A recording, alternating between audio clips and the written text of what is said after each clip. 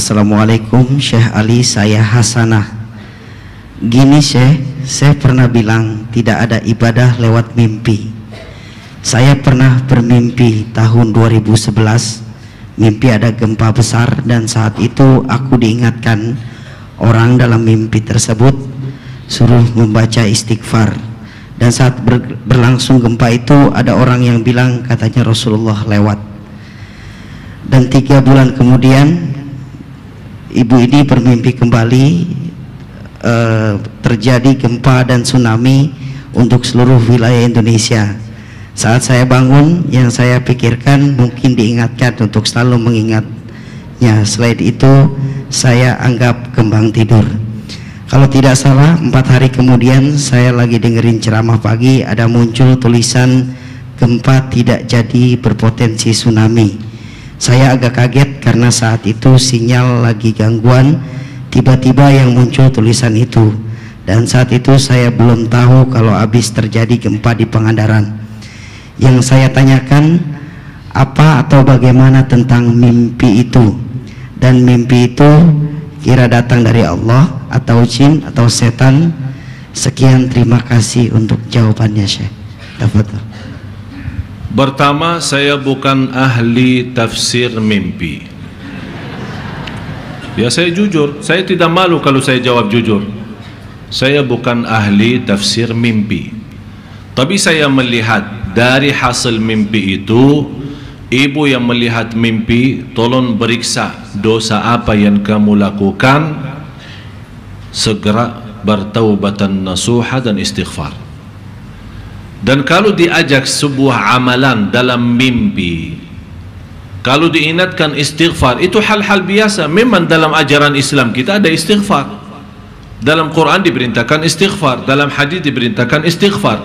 Yang saya maksud tidak boleh membentuk ibadah lewat mimpi adalah orang mimpi suruh salat dengan cara tertentu, tapi ternyata salat itu aneh. Tak ada sama sekali dalam ajaran ibadah kita.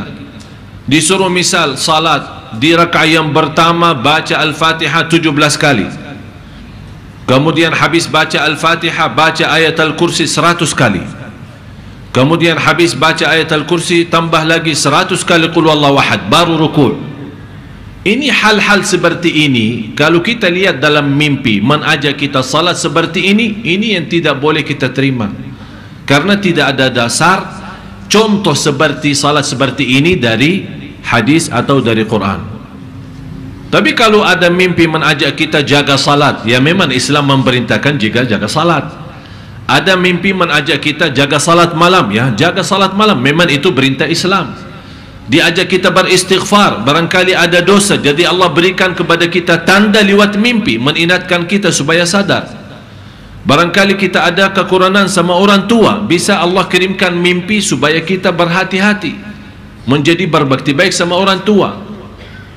Ada seorang ibu, suaminya meninggal dunia. Suaminya seorang luar biasa kedermawannya, suka bersedekah.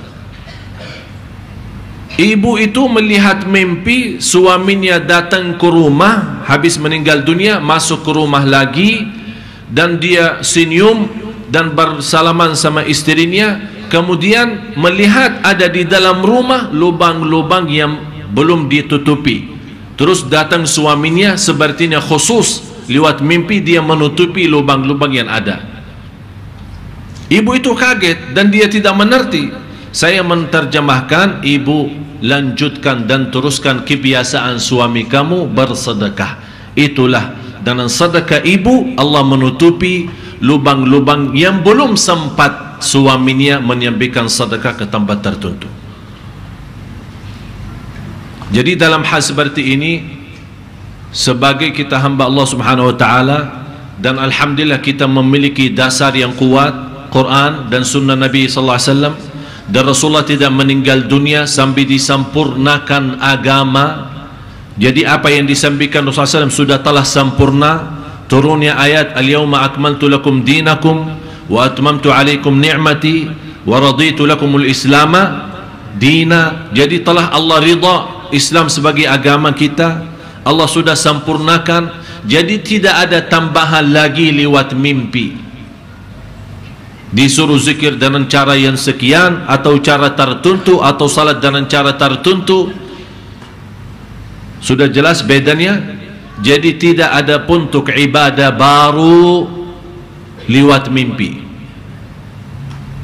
Kalau kita menambah ibadah baru lewat mimpi, berarti seolah-olah kita menganggap Rasul belum sempurnakan agama, ada sesuatu yang tertinggal. Oleh karena itu datang Rasul menyampaikan lewat mimpi. Rasul pun tidak akan sampaikan sesuatu ibadah lewat mimpi. Tapi kalau ada mimpi mengingatkan hal-hal kekurangan kita agar kita sadar, mungkin di antara kita yang suka berbicara yang tidak-tidak, gosip orang, ghibah orang, fitnah orang, Allah bisa lewat mimpi, karena Allah melihat ada sesuatu tanda baik di dalam diri hamba itu, tapi belum ada orang bisa menasihati, atau belum ada orang tahu kekurangannya. Allah masih kasih sayang kepada hamba itu, Allah kirimkan tanda lewat mimpi. Di dalam tanda ada mungkin barangkali satu ancaman seperti gempa, seperti tsunami, seperti api, atau hal-hal yang lain. Oleh karena itu jamaah sekalian, kita mengambil hikmah daripada mimpi. Kalau anda melihat sesuatu kebaikan lewat mimpi, bersyukurlah kepada Allah Subhanahu wa taala. Dan kalau anda melihat sesuatu keburukan lewat mimpi, mentiup di sebelah kiri 3 kali dan a'udzubillahi minasyaitonir rajim.